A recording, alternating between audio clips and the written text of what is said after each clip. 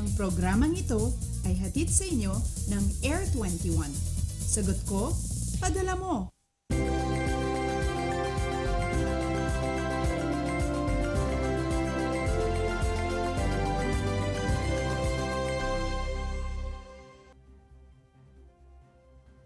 Good morning, Luzon, Visayas at Mindanao. Long weekend starts now at kasabay ng pagsalubong nyo rito ay ang pagsalubong din namin sa aming ika-4 na taon.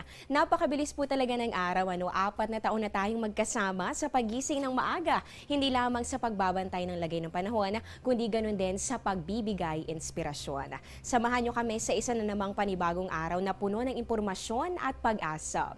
Live mula sa Pag-asa Weather and Flood Forecasting Center, ito ang Panahon TV na mula Lunes hanggang Linggo unang maghahatid sa inyo ng pinakabagong ulat panahon. Sabay kami papanood via online streaming sa www.ptv.ph.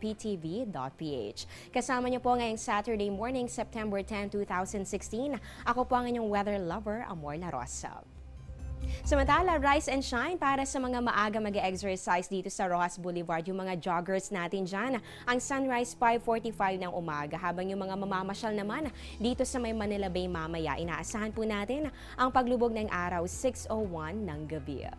At ngayon naman, para mabigyan na tayo ng ideya sa inaasahang lagay ng panahon sa mga susunod na oras, makakapanayam na natin ang isang weather forecaster ng Pag-asa. Walang iba kundi si Mr. Obet Badrina. Good morning, Mr. Obet. Unahin na po natin ito. Ano na bang update dito sa binantayan po natin na low pressure area dito sa loob ng Philippine boundary? At sa ngayon po ba ay may tsansa pa na ito ay ma-develop sa pagiging isang ganap na bagyo?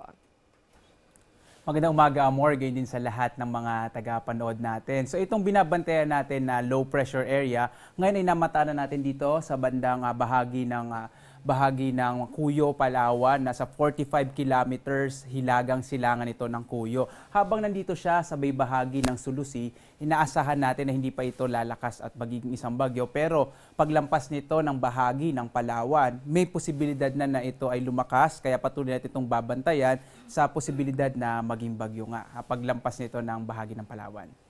Tama nga si Mr. Obet na nabanggit niya na kahit pumaliit sa ngayon ang tsansa na itong binabantayan nating LPA ay ma-develop sa pagiging isang bagyo, may posibilidad pa rin sa mga susunod na oras at araw, kaya patuloy po natin yung babantayan dito lamang sa Panahon TV.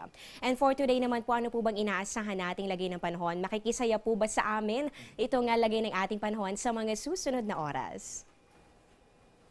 Dahil pa rin sa low pressure area na sa bahaging ito ng Cuyo sa Palawan, inaasahan pa rin natin na magiging maulap na kalangitan na may mahina hanggang sa katamtamang mga pag-ulan, pagkidlat, pagkulog ang mararanasan sa malaking bahagi dito sa Mindanao, gayon din dito sa may bahagi ng Visayas at dito sa may Mimaropa region. So sa mga lugar nito, makakaranas pa rin ng mga mahina hanggang sa katamtamang mga pag-ulan at asahan ninyo ang mga pagkidlat, pagkulog. Samantala sa Kamaynilaan at iba pang bahagi ng Luzon, makararanas naman pa rin tayo ng mga pulu-pulo or isolated na rain showers and thunderstorms, lalo na sa hapon hanggang sa gabi. Kaya maganda tuwing lalabas tayo, lalo na pagbandang hapon, magdala pa rin tayo ng payong at pananggalang sa ulan.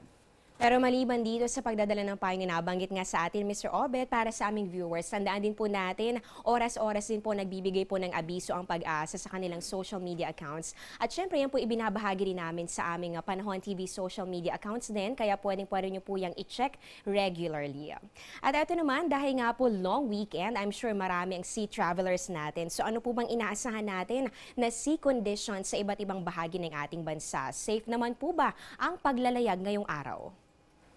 Ligtas na pumalaot ang mga sasakyang pandagat sa anumang bahagi ng ating bansa, lalo na ang nakikita natin magiging banayad hanggang sa katamtaman ang mga pag-alon, lalo na sa may baybaying dagat. Subalit, ating pinapaalalahanan pa rin yung mga kababayan natin, lalo na kapag meron tayong mga thunderstorms o mga pagkidlat, pagkulog. Sa mga pagkakataong yun, maaring lumakas ang hangin. Kaya mag-ingat pa rin yung ating mga kababayan, lalo na pag malilit na mga sasakyang pandagat. But in general, asahan natin ang banayad na pag-alon ng karagatan. At panghuling katanungan na lamang, question of the day naman, ito'y mula sa isang Panahon TV follower na si Edgardo Reyes. Ayon sa kanya, ano na bang update dito sa low pressure areas sa labas ng ating PAR? Saan ba ito dadaan at posible bang magtagal ito sa loob ng ating boundary?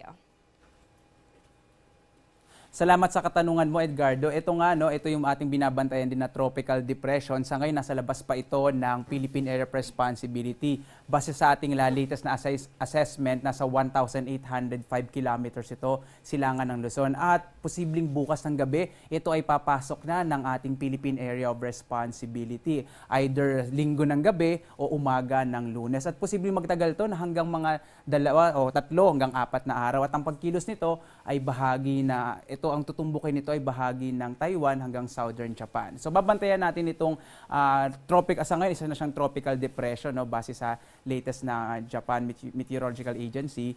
At babantayan natin ito kung ano magiging kahinatnan itong tropical depression. Naku, ayan Edgardo, ito palang binabantayan natin na low pressure area sa labas ng ating boundary, isa ng ganap na bagyo o tropical depression. Kaya tutok lamang dito sa Panahon TV. Maraming salamat sa iyong katanungan at katulad po ni Edgardo, pwede rin kayong magpadala ng inyong weather-related questions sa aming social media accounts.